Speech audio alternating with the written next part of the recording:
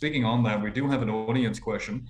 It says, with the Liberals now running on a net zero platform, would pushing nuclear be the best option? And if so, why can't we do it now, besides ensuring that there's a bipartisan consensus to do so? Yeah, well, that's a very good question. And the answer is, I think it goes to the history of this issue, which has been, in the past, has been a very fraught one. Nuclear was didn't have the support of 50% of the population, and was the subject basically of a scare campaign by the left, by Labour in particular.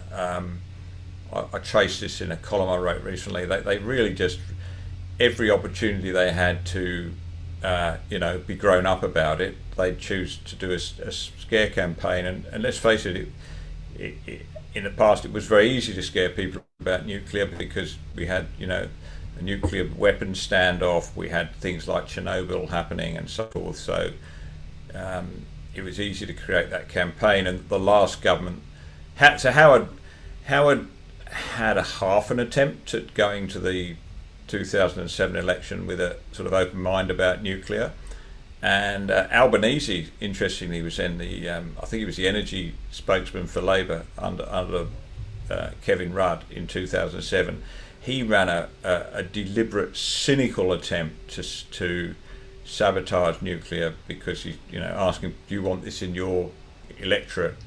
So Labour has done that and has been they've been able to basically put a block on any nuclear debate because no Liberal government's going to risk losing an election over it. I mean, there's some things you die in a ditch over, but not that. So, but things have changed dramatically. All the polling that I've seen and show this, that there is a broad acceptance of nuclear, that you could even across the parties, except perhaps the Greens, you could get majority support. And 80% support within the Liberals, 83 I think of the last polling I saw with the Nationals. So why won't they do it? Well, I think it's just an abundance of caution right now. It's not, they don't.